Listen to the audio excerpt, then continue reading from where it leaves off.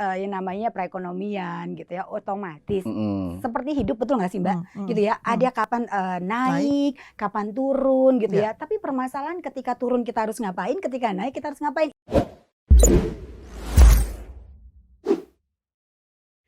Mbak Jum, aduh nih, akhir-akhir ini gue sering denger itu orang bilang soal inflasi, kenaikan suku bunga, ujung-ujungnya ngomong resesi juga. Ini bikin pusing, bikin panik, bikin bingung gue mesti ngapain gitu tahun 2023 itu. Nah, apa sih sebenarnya tahun 2023 itu, apa yang akan terjadi sebenarnya? Iya, Riz, nih akhir tahun ini nih, sebenarnya tahun ini sih sebenarnya mulai dari pertengahan awal tahun sampai akhir tahun kita ini semuanya disambut dengan kebijakan bank sentral yang naikin suku bunganya terus gitu kan. Jadi deh orang mikir macam-macam, ada resesi lah, ada kenaikan suku bunga macam-macam, terus bingung kan mau masukin di mana gitu ya.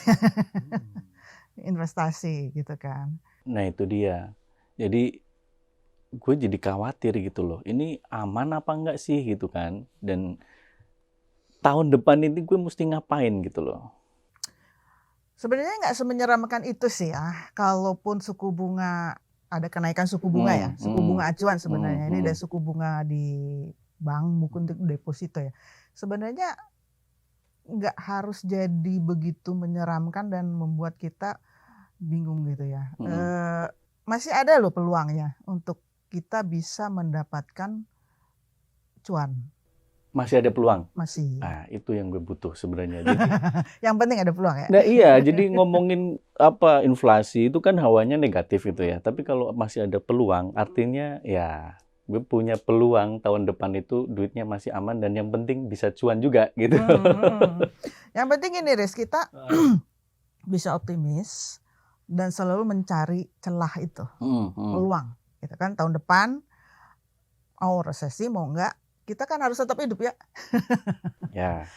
Nah, ini kita kayak harus, yang penting kita harus mengidentifikasi mungkin ya profil risiko kita masing-masing dan terus melihat instrumen investasi dan lembaga keuangan mana yang pas untuk kita masuki gitu, kayak gitu. Nah, jadi kata kuncinya tadi selain peluang memang kita juga harus optimis. Dari diri kita juga harus optimis. Iya. Nah, ini menarik. Nah, ngomongin optimis tadi kata kuncinya itu penting banget karena selain optimis terus kemudian ada peluang, ya kan itu klop banget gitu. Tapi itu akan lebih seru lagi obrolan pagi ini kalau misalkan ada seorang perencana keuangan yang memang tiap harinya ngurusin atur-atur duit gitu ya. Nah, ini biar optimisme gue juga semakin tebel, ya nggak? Ada Barista Swestika, beliau dari finante.id dan sekaligus juga financial planner tadi ya. Kita akan ngomongin bagaimana investasi di tahun 2023 yang aman dan juga memang tetap cuan gitu. Oke, apa kabar Mbak Rista? Halo, dari tadi aku tuh mendengar perbincangannya seru banget gitu kan ya. Ngomongin resesi, inflasi, ujung-ujungnya jadi insecure. Betul nggak sih Mbak sama Mas? Nah, itu dia. Oke, kalau ditanya kabar aku hari ini udah pasti aku selalu optimis. Baik, jadi ya. aku baik-baik aja. Kayak Masih lagu sibuk, ya kan. Masih sibuk tentu saja atur-atur uang, atur-atur portofolio ya Mbak ya. Masih atur-atur, jangan hanya ngaturin uang orang aja. Uang sendiri juga harus diatur biar aman. Itu yang penting ya kan Mbak? Betul nggak? Nyontoh harus punya contoh ya. Iya. Oke, 2023 optimis ya Mbak ya? 2023 selalu optimis karena namanya biasa hidup itu ada naik turun. Oke, jadi udah biasa sih sebenarnya ya Mbak, betul nggak sih? Betul. Nah, tadi aku bilang aku perlu suntikan optimisme baru nih Mbak. Gimana nih tahun 2023 nih mestinya? Oke, 2023 katanya banyak ngomong gelap gitu ya, hujan kayaknya sih. Hujan badai. Hujan badai ya. Oke, Mas kalau aku sendiri ya melihat yang namanya perekonomian gitu ya, otomatis seperti hidup, betul nggak sih Mbak? Gitu ya, ada kapan naik, kapan turun gitu ya. Tapi permasalahan ketika turun kita harus ngapain, ketika naik kita harus ngapain. Itu bukan sih? Gitu ya. Sehingga ini menjadi kunci yang tadi butuh suntikan, bukan suntikan dana kan? Bila perlu. Bila perlu suntikan dana ya. Jadi kalau aku melihat adalah balik lagi kesiapan diri kita sendiri. Kenapa kita perlu merencanakan keuangan? Karena badai dalam kehidupan itu kita nggak bisa prediksi, betul nggak? Tidak semua kita bisa kendalikan dengan keuangan kita. Tidak semua bisa kita kendalikan dengan kedua tangan kita, bahkan jabatan sekalipun, betul ya? Betul. Jadi kalau aku melihat 2023 aku sangat-sangat optimis. Optimis Optimis selalu gitu karena Kalau kita dilahirkan hanya pesimis ya jadi kaum rebahan deh kita, betul nggak sih? Dan nggak ada solusi biasanya ya. Nggak ada solusi, keluh kesah aja nanti. Keluh kan? kesah, curhat Gitu. aja. Curhat lagi nanti di sosial media, doanya di sosial media. Nah, ini kan Oke. tadi disebut ada disebut badai gitu ya. Bisa nggak sih kenaikan suku bunga ini badai bukan sini sebenarnya gitu loh. Oke, banyak hari gini udah ngomongin tentang, Riz ini inflasi loh Ya. naik tinggi, kemudian BI-nya juga aduh suku bunga naik banget, apa yang harus dilakukan? Aduh gitu ya. Udah tenang-tenang aja. 2023 kita tuh selalu ada dua kelompok, betul nggak sih Mbak sama Mas? Betul. Ada kelompok yang siap, artinya dengan berbagai macam kondisi apapun dia akan siap. Iya. Tapi ada juga satu kelompok lagi nih Mas Haris gitu ya, yang tidak akan pernah siap, yang ada hanya keluh kesah. Jadi kita mau di kelompok yang mana dulu nih? Oke, betul. Kelompok yang mana? Siap dong? Siap dong. Oke, harus nah siap. sekarang kita bahas dulu. Riz, kenapa nih BI naikin suku bunga? Kemudian apa hubungannya dengan inflasi gitu ya? Betul. Kita pakai bahasa yang sederhana aja deh gitu ya. Dimana sebenarnya salah satu alasan untuk menaikkan suku bunga ini adalah dimana suku bunga ini kalau dinaikin merupakan salah satu trik jitu gitu lah ya. Untuk menekan si laju inflasi ini sehingga tidak makin tinggi inflasinya. Gitu ya. Jadi alasan kenaikan suku bunga ini adalah BI ini melihat gitu ya bahwa suku bunga ini adalah salah satu teknik yang bisa digunakan gitu ya untuk mengendalikan likuiditas, atau mengendalikan dana yang ada gitu ya, sama peredaran uang yang beredar gitu. Oke. Karena kalau ini tidak dikendalikan baik uang yang beredar dari dalam maupun luar negeri, ini bisa meningkatkan kenaikan inflasi semakin tinggi. Dan artinya ini nanti nggak bisa terkendali oleh kita. Gitu. Yang repot lagi Mbak, kalau misalnya rupiahnya juga terganggu. Iya, apalagi kan rupiahnya terganggu. Iya, Udah iya, repot deh benar-benar. ngamanin Repot, kantong masing-masing ya kan Mbak iya, gitu. Kan tahun 98 ingat kan Riz? Nah, Itu inflasi tinggi, Ya. rupiah juga hancur. Rupiah juga Nah, hancur. itu kita nggak mau ya kayak Nah, begitu itu kan kita juga nggak mau. Makanya salah satu caranya adalah menaikkan suku bunga gitu ya. Nah, inflasi itu teman-teman juga harus paham gitu kan. Mungkin banyak yang masih apa sih ini inflasi? ya betul. Tahu menjelang lebaran naik, menjelang Natal naik, Iya. tahun baru naik gitu Iya, ya. Jadi iya. inflasi ini adalah kenaikan harga barang dan jasa secara umum lah ya gitu ya dalam kurun waktu terus menerus gitu. Jadi dalam jangka waktu tertentu juga. Nah, sebenarnya dengan dinaikin suku bunga ini adalah ada kesempatan loh. Di balik satu pintu tertutup ada Yang tempat kebuka. cuan berikutnya. Oh, gitu. Nah, Gitu ya. Nah ini menarik gitu. Nah jadi kalau dengan kondisi seperti itu, investasi apa yang sebenarnya sesuai dengan ya kebutuhan orang sih memang beda-beda ya gitu. betul. Tapi dengan itu otomatis yang kebuka kita, tadi. jadi pilihan investasinya itu seperti apa sih sesuai Oke. kebutuhan kita itu? Oke, Mas, ini kita pakai teori ekonomi. Semakin banyak uang yang beredar, maka tingkat inflasi semakin tinggi. Oke, ketika uang yang beredar itu semakin sedikit, maka inflasi juga semakin menurun, gitu ya. Nah, ini tuh sebenarnya adalah harapan loh, Mbak, gitu ya. Harapan dari pemerintah, gitu. Termasuk saya sebagai perencana keuangan, gitu ya. Kalau ngelihat cuan-cuan kan lumayan, gitu ya. Ini adalah harapan untuk, gitu, karena nanti 2023 ada resesi global segala macam ya, ekonomi secara global dan kita tidak bisa prediksi itu semua, gitu ya. Ada baiknya saat ini adalah kita mengamankan kondisi keuangan kita sendiri. Gitu ya. Dengan dinaikin suku bunga acuan ini gitu ya, berharap sih gitu masyarakat bisa menempatkan uangnya di tempat-tempat yang aman gitu ya, terkendali, mudah dicairkan gitu ya, sehingga bisa memberikan tambahan-tambahan pendapatan juga gitu ya. Contoh misalnya adalah dengan deposito gitu ya, atau imbal hasil dari surat berharga negara segala macam, ini bisa menjadi SBN. tempat yang tepat gitu loh buat masyarakat kita, ketimbang banyak berkonsumsi di luar sana untuk hal-hal yang tidak dibutuhkan. Gitu. Jadi kalau ditanya, Riz, investasi apa? Hal yang diinginkan Mbak, tapi Yes. dibutuhkan. Ya kalau dibutuhkan ya, kalau dibutuhkan kadang-kadang Mbak dibutuhkan menjadi keinginan. Gitu. Oke, benar. Nah jadi pada saat ditanya investasi itu gimana sih Riz gitu ya yang tepat. Nah investasi itu kan setiap orang satu tujuan keuangannya beda-beda, betul Mbak? Gitu ya. Sedangkan investasi itu kalau Rista ngibaratin ini tuh kayak sebuah kendaraan ya yang membawa orangnya untuk sampai pada tujuannya. Oke, karena kendaraannya dan tujuan ini beda-beda, maka nggak bisa nih dijadi patokan bahwa oh Mas Aris mau kesini aja nih gitu. Oh nggak bisa. Jadi berdasarkan jangka waktunya dulu, jangka pendek, menengah dan jangka panjang. Kalau misalnya yang pendek-pendek aman dan kita juga belum terlalu paham tentang investasi, bisa masukin ke tempat-tempat yang aman. Contoh ada di perbankan dia yang kita tahu ada bentuk banknya gitu ya, ada tempatnya gitu, ada cabang-cabangnya, betul nggak sih? Gitu. Di sana ada produk-produk yang deposito. konvensional yang aja lah ya. konvensional aja dulu gitu. Jangan terlalu advance. Ya, Karena gini, Bener. ketika kita punya pengalaman buruk tentang investasi, ini tuh selalu terekam di kepala. Nggak mau investasi Nggak mau lagi. investasi lagi. Itu yang ke bawah Kayak trauma, terus. ke bawah Heeh. terus. Jadi pada Terus saat nanti ketemu akhirnya dengan orang, dibelanjain aja semuanya. ketemu dengan orang nanti advice-nya udah nggak usah investasi, nggak usah Mm-mm. investasi, kan pengaruhnya jadi buruk gitu ya. Mm-mm. Nah, jadi kalau misalnya mau mulai dengan kondisi yang memang masih unpredictable ke depannya gitu ya, berharap bisa berinvestasi di tempat-tempat yang aman dulu dan kita tahu dan kita kenal gitu dan kita paham resikonya. Oke, kalau misalnya tidak terlalu paham gitu ya, tidak terlalu mau terima resiko, maka ambil yang aman-aman dulu di produk-produk perbankan itu bisa. Mas Ari sama Mbak gitu ya, contoh kayak deposito Deposito, gitu ya. ya. Atau misalnya oh belum paham juga deposito, nabung dulu deh, nanti kalau misalnya nabung deposito kan ada keuntungannya, kalau tabungan Masa nggak sih ada gitu orang-orang ya. sekarang masih nggak kenal deposito sih? Oh banyak sekali. Oh, serius? Gitu ya? Wah, Kita Masih melihat ya? angka literasi keuangan kita juga Iya, kan iya, masih iya. butuh bantuan nih untuk kita literasi terus gitu kan ya. Inklusinya Ya. juga sama gitu. Mungkin kalau dengar deposito iya Mbak, Mm-mm. dengar gitu Dengar. ya. masukin belum Tapi tentu. Masukin belum reasonnya, tentu. kemudian reasonnya juga kenapa deposito ini Yes. aman sih? Ini Ah. ini yang mungkin perlu kita sampaikan juga Iya, Ya. iya, iya. gitu. Oke. Nah kira-kira kenapa Mbak ini? Kenapa deposito Ah, bisa dibilang instrumen paling aman? Oke, kenapa deposito instrumen paling aman gitu? Saya selalu bilang kalau kamu berinvestasi kayak kita mau pacaran, kenalin dulu gitu kan. Ya, Pahamin dulu, tahu dulu gitu. Betul. Kalau misalnya tidak terlalu beresiko, jangan langsung ambil. iya, Oke iya, deh, iya, yuk kita pacaran yuk.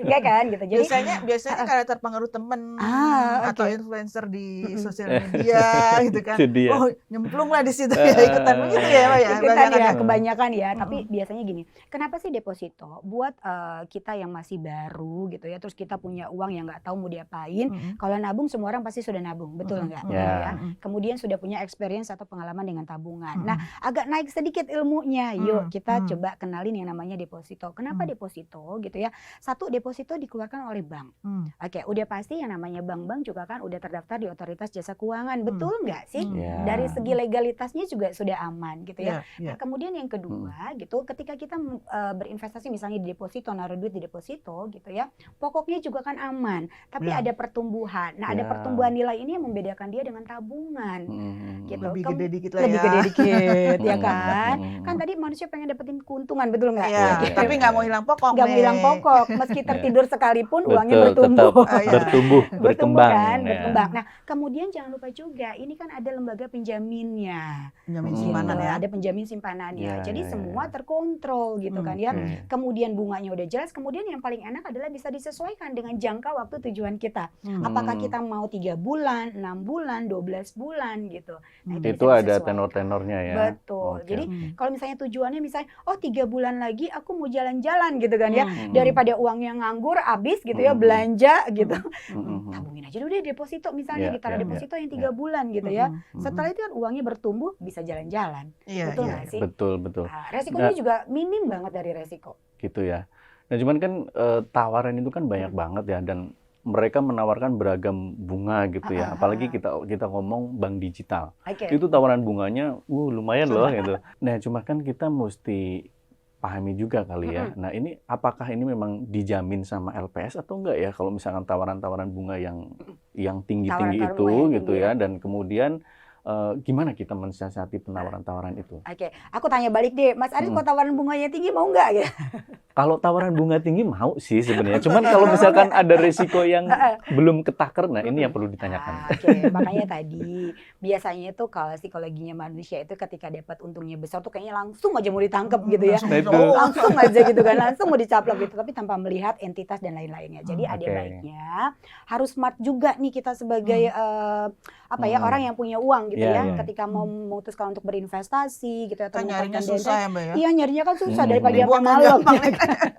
Ngebuangnya gampang banget, giliran rugi ngoceh nanti ya kan gitu. Iya. Oke, jadi banyak tawaran di luar sana karena saat ini memang bersaing. Apalagi dengan ada kondisi yang nanti 2023 kita akan resesi ekonomi secara global dan lain-lain, otomatis masyarakat ingin mengamankan keuangannya, kemudian pengen dapat keuntungan juga gitu. Betul ya, Mas Aris ya? Oke, apa nih yang harus dilakukan? Yang pertama adalah satu, lihat dari sisi legalitasnya. Oke, bagaimana dari perbankan tersebut gitu atau dari yang menawarkan gitu ya bunga-bunga tinggi tadi itu kita lihat dulu terdaftar nggak di Otoritas Jasa Keuangan. Oke. Kemudian yang kedua bagaimana laporan dari keuangan sebuah perusahaan tersebut gitu kan sebenarnya kan kita bisa akses dong. Iya, Betul iya, ya, kita bisa betul. lihat gitu. Nah, kemudian bagaimana dengan pengguna-penggunanya kan biasanya ada testimoni segala macam itu kita juga bisa cek Perlu loh. cek juga ya. Perlu dicek juga gitu ya. Kemudian bagaimana dengan proses pencairan dan lain-lain. Ada terkendala nggak nanti pada saat kita sudah memberikan duit kita gitu ya, deposit dan lain-lain. Kira-kira ada kendala nggak nanti ke depannya, gitu ya. Ada terjadi gagal bayar nggak dan lain-lain. Nah itu perlu gitu. Iya. Gitu. Seminimal mungkin resiko-resiko yang akan terjadi itu perlu kita antisipasi dari awal. Kalau perlu ditanyakan. Nah di lapangan ya itu sekarang banyak yang nawarin bunga-bunga deposito itu lumayan tinggi-tinggi, Pak, gitu. Nah, ini kita mestinya menyikapinya gimana? Apalagi kayak bank digital ya. Ini sebenarnya masuk dalam coverage LPS nggak sih sebenarnya? Oke, nah aku mesti tanya lagi nih sama Mas Ari sama Mpok ya kan. Kalau ditawarin yang tinggi-tinggi mau nggak sih sebenarnya? Mau sih sebenarnya. Mpok mau nggak, Mpok? Tapi mau tapi kadang-kadang saya ngeliat too good to be true nggak sih? Nah, itu bisa ditakar nggak sih sebenarnya risikonya? Ya gitu kan? loh. Ketika kita mau ngeluarin duit nih kayak Mpok dulu nih, Gitu ya ya, kan? benar-benar. Kira-kira ini bisa menguntungkan bener nggak sih gitu? Ada Ya. rasa itu dulu gitu. Betul. Karena kebanyakan kita ditawarin yang untung gede-gede, Langsung caplok. langsung. Langsung. Ya tanpa mengecek dulu. Oke, yang pertama sih sebenarnya memang saat ini dengan ada COVID-19 sebenarnya gitu ya, masyarakat 2 tahun tidak keluar rumah gitu. Sedangkan proses perbankan juga kan terus berjalan. Akhirnya mengikuti juga nih perkembangan gitu bahwa semuanya bisa diakses melalui digital. Apalagi zaman sekarang generasi Gen Z, milenial dan lain-lain gitu ya, lebih asik itu dengan gadgetnya, betul nggak sih? Diberikan kemudahan dan lain-lain. Ini sebenarnya Nggak usah masuk nggak usah kantor nggak usah langsung kemana-mana gitu Langsung. ya, hanya dari genggaman. Nah, ini sebenarnya memang masyarakat kita ini selalu mau yang mudah-mudah gitu ya, gitu. Tapi di balik kemudahan kita juga mesti kayak Mpok tadi pola pikirnya gitu kan ya. Ini sebenarnya aman ya sih? Ini kan berkaitan dengan uang kita. Harus gitu curiga kan. dulu ya, Pak ya? Oke. Nah, curiganya adalah satu, kita mesti cek dulu nih Mas Aris gitu ya, apakah yang menawarkan ini tuh sudah terdaftar di Otoritas Jasa Keuangan atau belum. Oke. Kemudian bagaimana dengan laporan keuangan dari perusahaan tersebut gitu Oke. ya. Nah, kemudian kan banyak nih kita bisa akses testimoni dan lain-lain. Bagaimana dengan penggunanya? Merasa puas atau tidak gitu ya. Oke, kemudian ini yang ditawarkan bunganya ini sudah mengikuti acuan dari suku bunga Bank Indonesia gitu ya. LPS. Dari LPS gitu kan ya, dari LPS gitu ya. Ini udah belum nih gitu.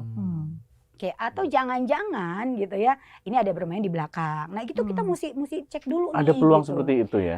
Quote unquote gitu. Ya, quote unquote ya. Di mana ada peluang di situ ada jalan ya, Pok ya. Iya. Betul. Nah, Dibutuhkan loh ya. betul. Dibutuhkan Ya, jadi orang-orang. ini tuh sebenarnya udah masuk di dalam lembaga penjamin simpanan nggak nih gitu. Betul kata Mpok tadi gitu ya. Jangan-jangan gitu ini hanya untuk menarik euforia dan segala macam, tapi ternyata ini nggak sesuai dengan aturan yang berlaku. Nah, ini juga repot gitu ya. Bisa aja nanti yang tadinya pengen dapat keuntungan malah uang kita Hilang jadi semua. tidak kembali gitu ya kan. Banyak juga ya kasus yang seperti itu kan ya Mpok ya. Kalau misalnya kita lihat gitu ya. Jadi mesti hati-hati, mesti dicek dulu kredibilitas dan lain-lainnya. Ada tips nggak, Mbak?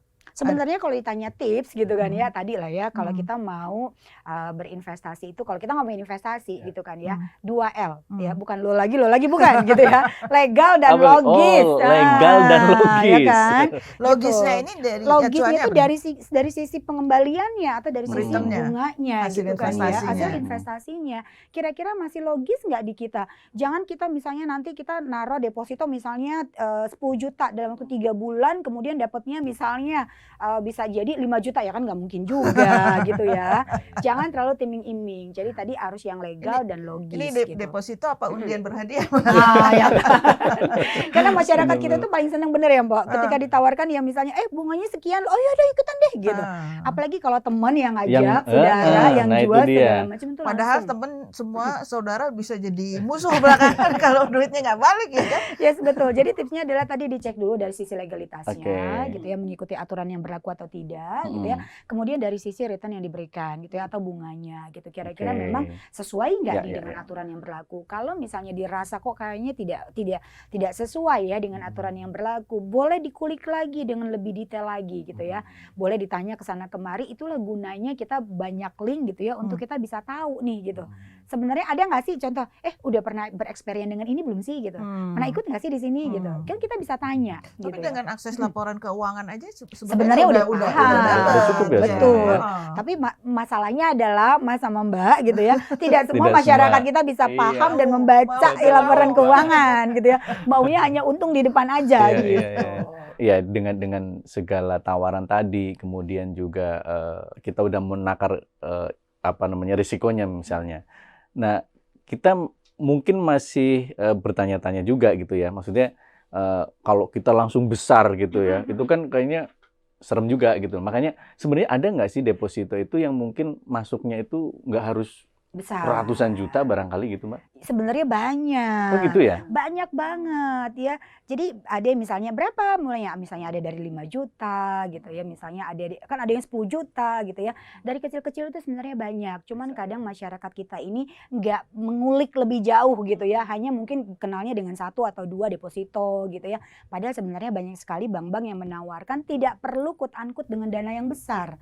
Gitu. Kenapa? Karena ada juga gini ya beberapa perbankan gitu ya yang challenge-nya adalah begini, pengen mengedukasi masyarakat gitu ya untuk bisa menyisihkan dananya di awal, bukan berdasarkan sisa. Jadi berapapun nilainya dengan jumlah yang kecil itu masih bisa. Dan bunganya juga Dan lumayan bunganya ya. juga lumayan. Yang namanya deposito nggak ada bunganya yang nggak berbunga gitu kan. Tabungan dong itu Dan mah. enaknya Mbak, ya kalau deposito itu kan kita bisa taruh auto rollover ya. Yes, betul. Auto rollover jadi bunganya nggak usah diambil. bunganya nggak usah diambil, Ah, diputar lagi. putar Oh, terus. oke.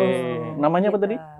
Aro biasanya. Aro. Auto Iya. rollover. Auto rollover. Gitu Oke. ya. Jadi itu bisa banget gitu. Jadi coba dicek-cek lagi gitu kan ya. Ada nggak sih perbankan yang bisa memberikan dengan mulai deposito itu dengan yang kecil tapi bunganya juga benar-benar bisa kita nikmatin. Sebenarnya banyak banget gitu. Jadi kita harus quote-unquote coba dicek lagi gitu ya. Jangan hanya terpatok dengan bank-bank besar gitu ya. Dengan yang pasti udah besar juga dong gitu.